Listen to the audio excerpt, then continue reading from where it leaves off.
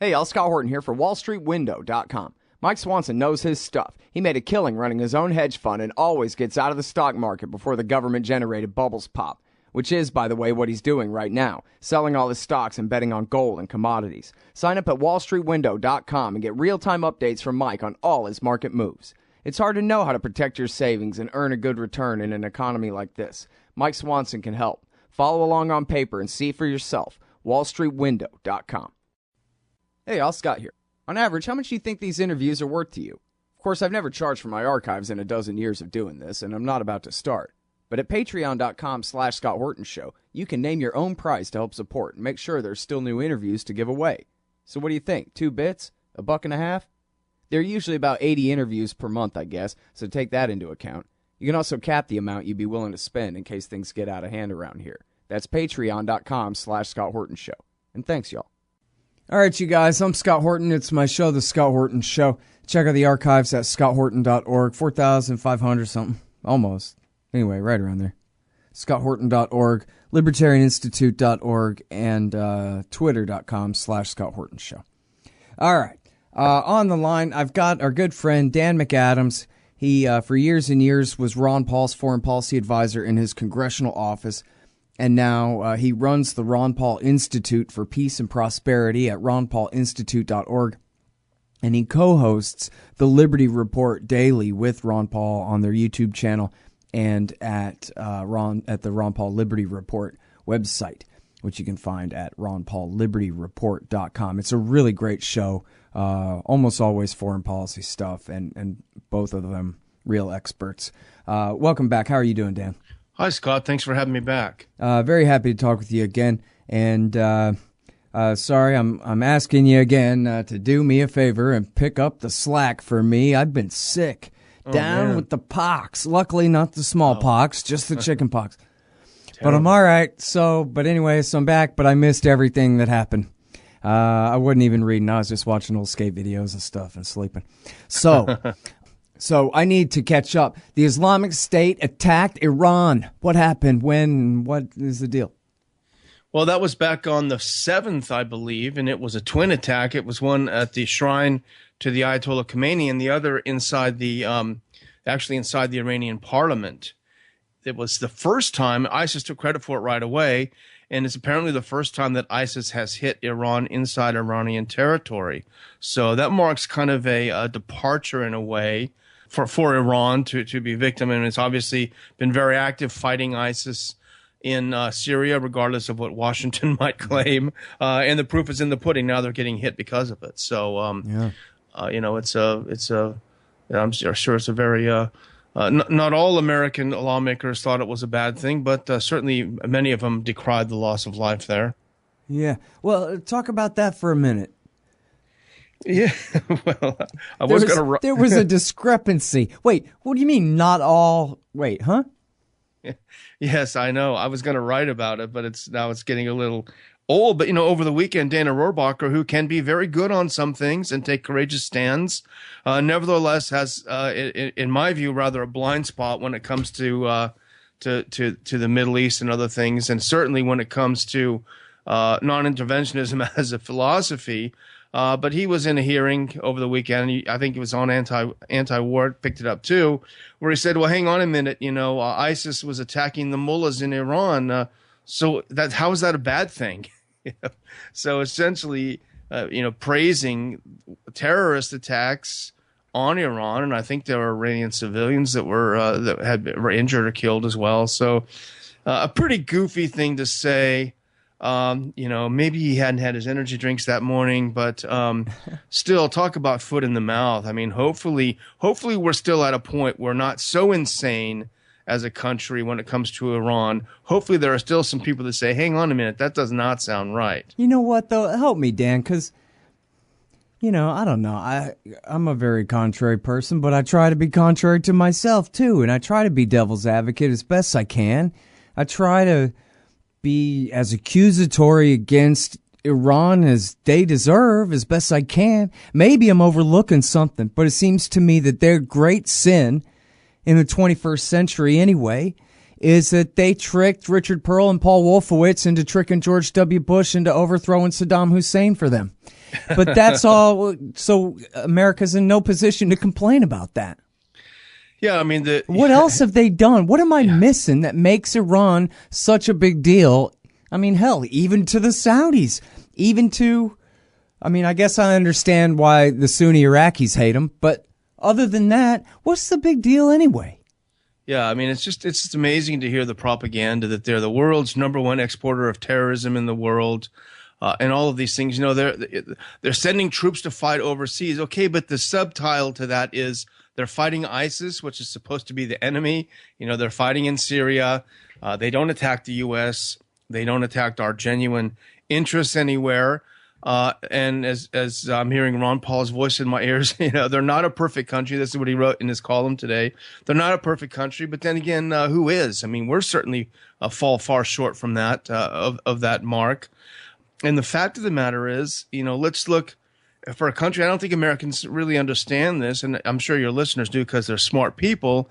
But, you know, this is a country that has the largest Jewish population outside of Israel in the Middle East. They had, you know, photos and videos of Christians celebrating Easter there.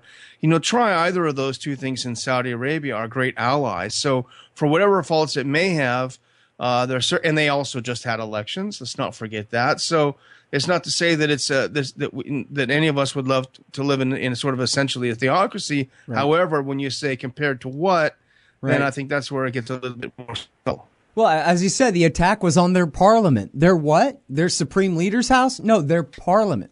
Yeah, as in they got one.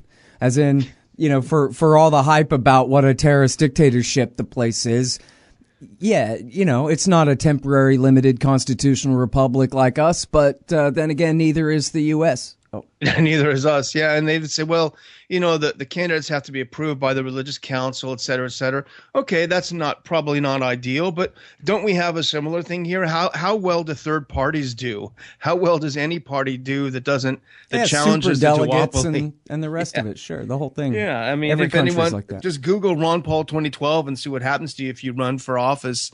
You know, both parties conspire to deprive you of votes that you even got. So we've got a long way to go ourselves when it comes to a real multi-party democracy. Yeah. But now, okay, so what about them throwing their weight around in the Middle East? I mean, if you ask the Foundation for Defense of Democracies, they'll tell you it's the rise of the new Persian Empire. Dan McAdams has got it all upside down. The mullahs are the center of evil. They're the great Satan, and we've got to do something about it.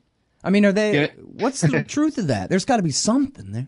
Well, you know, I think the rule has got to be if anyone cites a Washington think tank or even, you know, one close to that, you've got to look at the donor list. You got to see who's giving them money because you pay and you play. And that's how it works in Washington. You look for the Institute for the Study of War, for example, the Atlantic Council, a Foundation for Defense of Democracies. When they're not paid by the military-industrial complex, they have big special interest donors. So, you know, I take everything they say with a grain of salt. But the fact of the matter is, after the P5+1 agreement, things have gone well. They've checked out every time. They want to do business. They want to buy a bunch of Boeings, 737s. As President Trump or candidate Trump might say, what's so bad about that? Right. You know? I'm with you. I don't know what to say. I'm trying to come up with my best argument, and you know, I have heard from someone. It's a single source, but someone I consider to be a reliable source that it apparently is now true that the Iranians seem to be providing some arms to the Houthis. But even if that's right, and it's not really reliable, like I said, it's a single source. But even if that is right, that's still only 2 years into the war that America and Saudi started against the Houthis on a completely trumped up pretext that they were a front for Iranian power there. So, and isn't it rich for the world's #1 arms exporter to be saying, "Oh, how dare you?" You know, even though if the Houthis lose, an incredibly hostile force will be that much closer to you. How dare you get involved? You should just do what we say, and don't look out for your own interests. I mean, nobody else in the world is allowed to have interests that conflict with ours. It's just incredible. Yeah. Well, or even the American people. Like, for example, what you're talking about is the Houthis are keeping a lid on Al-Qaeda in the Arabian Peninsula there. Now, our government may love those guys and want to fly as their Air Force, and I know they bomb them too, but they also fight for them. But if you ask the American people, hey, these are the only actual enemies of us on Earth, those who obey Zawahiri, right? Yeah, exactly. I mean, the propaganda is so confusing. I almost think it's by design that Americans simply don't know what to believe. If you ask any American, and I had a conversation a few days ago with someone who was, not some dummy, let's put it that way, and they're still completely clueless. No, the Iranians, they sponsor terrorism everywhere. They're the number one sponsor of terrorism. Over and over again, they don't have a grounding. And you probably saw this piece, Scott, but Steve Kinzer, who we both, I think, admire, had a great piece in the Boston Globe a couple of days ago about how Indonesia, the largest Muslim country on earth, but a very, very moderate form of Islam, all of a sudden the Saudis are going over there spending tons of money exporting Wahhabism over there, and the place is getting very radicalized. They kicked out, not only did they kick out the mayor of Jakarta, who was a Christian, they actually threw him in jail for a generally very mild comment he made. So this is radicalism worldwide. Yeah, well, and the narrative, see, that's what's interesting about Dan Rohrabacher, where we started this conversation here, is that here's a guy who knows enough about the world to know better. Not that he does. I mean, his judgment is often very flawed. I hear him say, we got to get out of Afghanistan so that we can focus on allying with Russia against China, or just some off-the-wall kind of madness. It's always something. But at least, we know that he can picture Eurasia in his head, and he knows the difference between Pakistan and Iran, as long as we're at it, compared to other members of the House of Representatives. That's pretty advanced. And yet, he seems to be, caught up in the sloganeering and the kind of ideological underpinning that, yes, Iran and Shiite power is always nemesis, despite all evidence, despite all the history of not just, the Afghan and Iraq wars, but the Obama years and the wars in Libya and Syria. Rohrabacher knows enough to be able to see, as David Stockman says it, he's not a purist, non-interventionist. I guess sometimes David Stockman says, hey, if anything, we should be allying with the Shiites to destroy the Islamic State and the Al-Nusra Front and these terrorist groups. I mean, I would never say that, but at least you can see he's got his head screwed on straight as to who's who and who's on whose side. It seems like Rohrabacher, I don't know. I'm not exactly sure what explains it, because it does seem to be I guess what I'm trying to say, seems to be the triumph of ideology or just, repetitious sloganeering over common sense.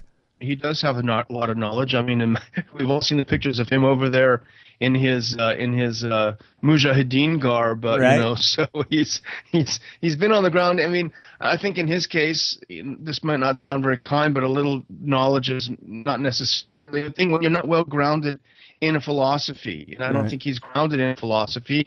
I think he loves the idea of geopolitics, grand strategy, and all these things, which I can't stand. I think it's all horrible. But so without being grounded in a real philosophy and knowing a little bit about these places, he sees the world as a chessboard, and I think that's such a dangerous thing. Yeah. All right, so let's shift gears a little bit. As you say, the Iranians, they're at war against the Islamic State and the Al-Nusra Front in Iraq and in Syria. And America, again, is on multiple sides of this conflict. More than we can count. Not more than we can count. But at least, a few. You have to stop to count them.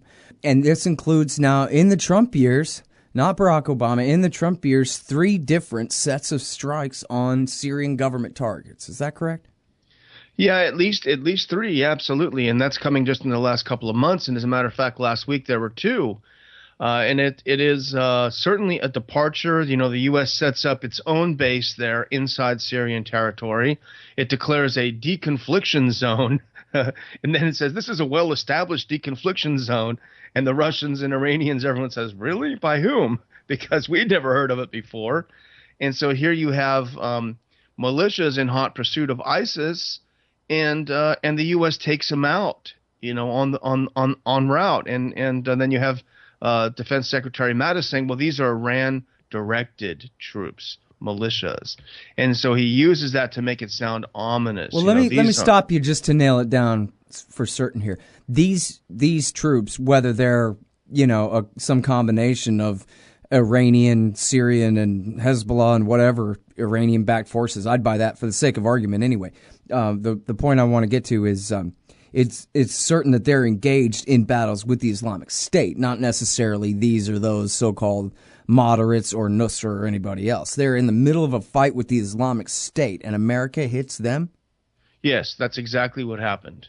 And so they're militias.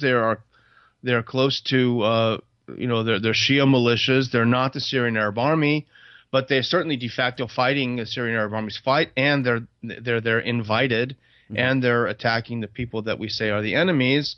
But the U.S. says, you're coming too close to our guys here that we're training. Yeah, training yet another group of rebels who they've been basically holding hands with for a couple of years because these guys have not been able to prove themselves on the battlefield. This is not the force that's going to take Raqqa. That's a fact. So I think facts on the ground are determining things faster than the U.S. can react. And actually, you may have seen this, but today the commander of the Al-Quds force made a surprise visit to the Iraq-Syrian border to meet with his militias and his people that are fighting. Well, so is it a problem then for the Americans that the so-called SDF, Syrian Defense Forces, which I understand is almost all Kurds, and that the Arab fighter part of it is sort of a marginal thing, but is it the problem is that they don't really want to march on Raqqa because they don't want to try to take it and hold it, and so why die trying? I think the U.S. has pushed Turkey into this camp. They certainly don't want the SDF to control Raqqa. So what is the U.S. going to do with it if they do take it? And that's a big if. So I can't imagine the Kurds are dummies. They're not going to sit here thinking, okay, let me get this straight. We're going to go fight and bleed and die to take this city, and then the U.S. is going to tell us to go home. That doesn't make much sense. Yeah. Well, and it seems like the people of Raqqa probably wouldn't be able to control that city anyway, and it doesn't seem like they are really motivated to do that, to try to expand. They're trying to desperately hold on to the autonomy they've got, and of course they've made a deal with the devil in making this bargain with the Americans, which of course they had to do to protect themselves from ISIS, which was a consequence of American intervention in the first place. But it seems like even if the Americans wanted them to try to take Raqqa and hold it, that they still wouldn't be able to, and they still would be up against the very same force that ISIS is up against now to their south and east, which would be the Shiite alliance, basically, of the Iraqi militias, the Iraqi army, the Quds force, as you say, and whatever groups of Hezbollah fighters and whatever backing the Syrian government as well, right? Yeah, and I think that's the force that's going to end up taking Raqqa. So you're a libertarian, and you don't believe the propaganda about government awesomeness you were subjected to in 4th grade. You want real history and economics. Well, learn in your car from professors you can trust with Tom Woods' Liberty Classroom. And if you join through the Liberty Classroom link at scotthorton.org, we'll make a donation to support The Scott Horton Show. Liberty Classroom, the history and economics they didn't teach you. Hey, I'll check out the audiobook of Lew Rockwell's Fascism versus Capitalism, narrated by me, Scott Horton, at audible.com. It's a great collection of his essays and speeches on the important tradition of liberty. From medieval history to the Ron Paul Revolution, Rockwell blasts our statist enemies, profiles our greatest libertarian heroes, and prescribes the path forward in the battle against Leviathan. Fascism versus Capitalism by Lew Rockwell for audiobook. Find it at Audible, Amazon, iTunes, or just click in the right margin of my website at scotthorton.org. Yeah, I mean, it appears that way. And I mean, I would think the last thing the U.S. military would want would be to have to take and hold Raqqa. Yeah. What are they going to do? I mean, this is like we're back in Iraq circa 2004. You know, that can't be what they want to see happening. So I don't think they know what they want really. I think the idea of a partition is something they've long wanted, but I think the facts on the ground are making that at least seem less likely. Mm-hmm. All right, so what's the point, though, of hitting Assad? Because it sounds like you're saying that, at least it sure looks like a pretext, that they were getting near the forces, the Southern Front forces, border guards that America's trained up there. But they were busy fighting the Islamic State at the time. Were they really just trying to help the Islamic State? No, I mean, I don't think directly. I think that was the indirect cause or the indirect effect of what the U.S. was doing. But, you know, maybe they're still clinging to the fantasy that these troops that they're training on the border will be successful. But, you know, this group that they're training on the border has made explicit that their goal is the overthrow of Assad as well. So if you are, I guess, does that make them fair game? I guess it would. Certainly if the shoe was on the other foot and we were talking about a group inside the U.S. whose goal was the overthrow of the U.S. government, even if they also wanted to take on a different terrorist force, I can't see Washington looking very kindly at this group. Yeah. But so, well, do you think that it's possible that whichever Shiite militia it was or whichever that they hit, that they actually were targeting these Southern Front forces, or that the Americans actually thought that was a real possibility, or they just wanted to, you know, make a point or something? Well, the word that the spokesman for the operation, what's it called, intensive force, whatever the U.S. operation is called there, is that this was a defensive move because they were, the U.S. declared, I think it's a 50-kilometer buffer zone, and the U.S., strangely enough, views it as defensive, even though they're in a country illegally and occupying space illegally in a country. It's as I mentioned, I think the other day, it's like, you know, robber comes into your house, shoots you, and then claims self-defense. Man. All right, so now let's talk about Libya here. A couple important stories about Libya. First of all, the Manchester bombing that took place in England, I guess 2 weeks ago now. How many were killed in that thing? 20 or something? I think it's up to 25 or something now. Okay. This is a pop concert, young girls. Yes. Mm-hmm. And then, so who was this guy that killed them? When London and Washington decided that the overthrow of Gaddafi was a good thing and the overthrow of Assad was a good thing, they were eager and chomping at the bit to go back to their home countries, or in some cases the countries their parents fled, and to fight for the overthrow. These are people whose parents had been dissidents. That Manchester bomber, his parents had been opposed to Gaddafi, and they left, I think, in the early 2000s, I think, if I'm not mistaken, maybe earlier than that. So the UK, having a policy of overthrowing these Gaddafi and Assad, they gave him the green light, and these guys went and they spent some time fighting in places like Libya alongside Al-Qaeda. And then when it came time to come home, they gave him the green light to come home. They had to wait, had to waive the regulations, et cetera, et cetera. And so they come home radicalized after fighting side by side.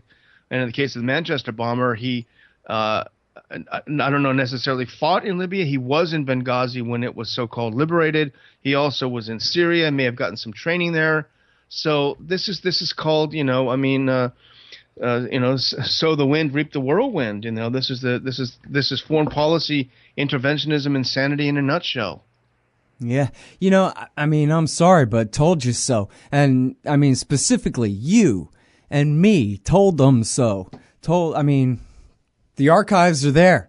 All you got to do is go to the Ron Paul Institute website. All you got to do is go to antiwar.com, go to scotthorton.org, look up, spring and summer 2011. And there's us saying, well, geez, if we support a bunch of terrorists in overthrowing Gaddafi and turn the place into another Osama bin Ladenistan over there, only now in Northern Europe, why, someday these fighters, and we got all these European Muslims going back to fight in these jihads in Libya and in Syria. They're going to be coming home. I mean, this is us circa 2011, 2012, 2013.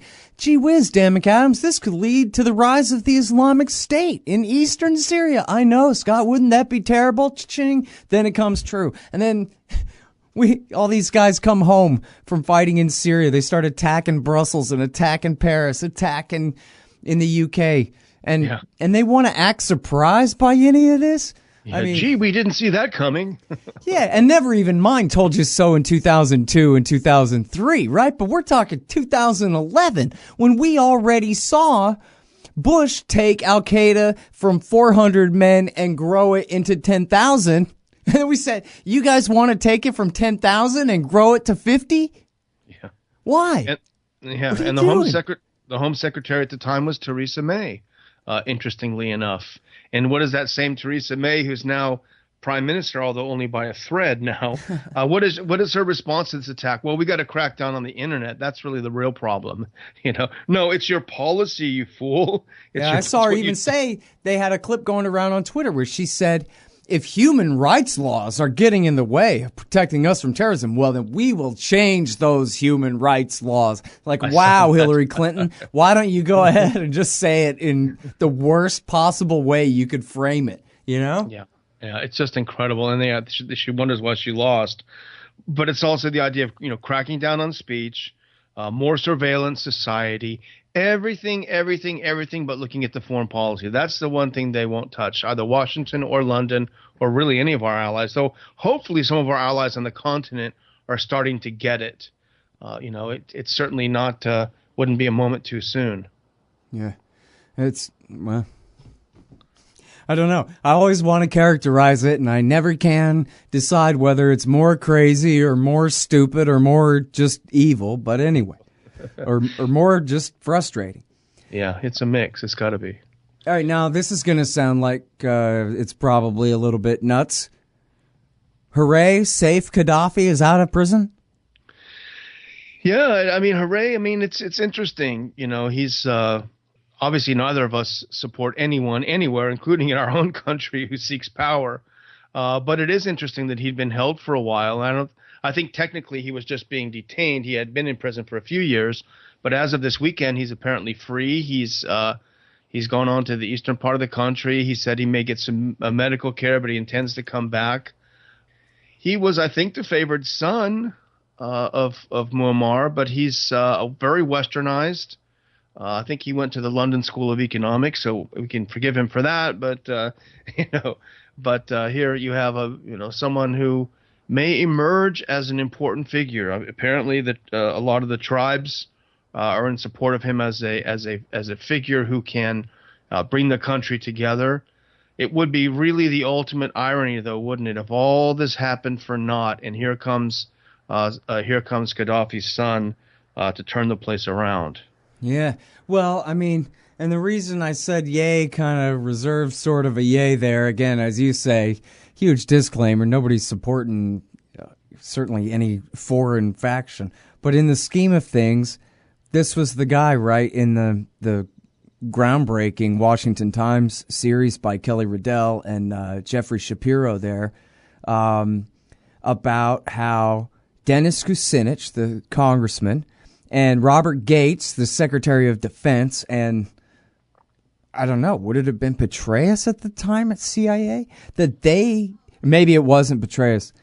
In 2011, when they tried to short circuit the war, when they tried to stop Hillary Clinton, and you had the DOD and the CIA and Kucinich doing an end run around the Secretary of State, the chief diplomat, trying to stop the war, and they were negotiating with Saif Gaddafi. And according to that Washington Times series, he was the one who, as you were saying, not just was Western educated, but he was very interested in, inheriting the dictatorship there, but also in his mind at least, modernizing and bringing Libya into the 21st century with, not just economic, but with political reforms and expand democracy and elections and people power on this kind of thing, because he had vision enough to see that, he didn't want to just sit on a golden throne or and be fanned or whatever. He wanted to do something with the private property, that was the Libyan state. He wanted to curate it. And he was the one who was trying to short circuit the war. And I guess I think it is probably really lucky that he didn't die in the thing. I would have thought that that this chance would have been completely spent now. But maybe this guy could forge a consensus and actually do some of that stuff. I don't know. His father has certainly maintained power because he had, cut enough deals with enough factions to keep it, right? So, yeah, and he also warned us, if you overthrow me, you're going to have a country overrun with terrorists. Oh no, you're crazy. You're crazy. You just want to keep in power. Well, I'm sure he did want to keep in power, but he was also right when it came to that. Yeah. So I don't know. I mean, maybe they do have some form of a parliament now. Maybe a couple of them competing, but. Maybe he could make a bicameral legislature out of the damn thing and try to actually move forward. I mean, I'm not saying the guy's any kind of miracle worker or even a good person necessarily, but it sounds like at least he's interested in the future good of the society, not just himself, like Uday or Kusei or, Donald Jr. or whoever, Yeah, I mean, I think he probably learned at his father's knee how to balance the tribes and the different interests. Well, and I guess that's the other thing, too, is there's probably no one else who possibly could. That's really the other choice is chaos. So maybe this is, a possible solution to chaos, I guess, is what I'm really floating here. Yeah, I guess if it could be, he'll probably get whacked by the CIA or something before he gets a chance. Sure, hope not.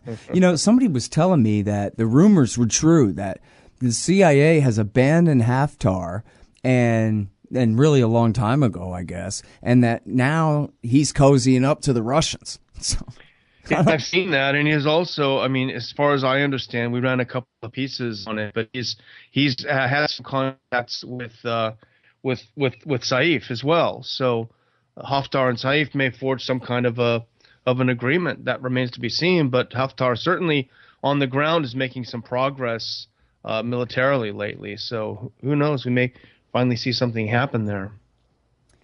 And then, so what of Abdul Hakim Belhaj and all the Libyan Islamic Fighting Group guys? They still are in control of the parliament in Tripoli? Yeah, they are, and I don't follow every in and out because, frankly, there are just too many factions. My main interest is what our policy should be and should have been. Right. But there does appear to be some consolidation under Haftar, and he has proven himself fairly wily thus far. And I think the UN recognized government has not been benefiting from it. So, I don't know what we'll see. Well, and you know what? Probably half of this is somewhere hidden is Qatar versus Saudi, right? And supporting different factions, the Turks, and a lot of different groups around there have interests. You see sometimes those parody charts of alliances in the Middle East, and it's just all spaghetti and meatballs for fun because there's no way for an outsider to even tell, really. Yeah, it's impossible. It's too complex. But we do know one thing: we need to stay out of it. Yeah, I got that right. All right, listen. Thank you so much for your time on the show and helping clear up some of this stuff for us this week, Dan. Thanks, Scott. Thanks for having me. Appreciate it. All right, you guys, that is the great Dan McAdams. He's the co-host of the Ron Paul Liberty Report at ronpaullibertyreport.com.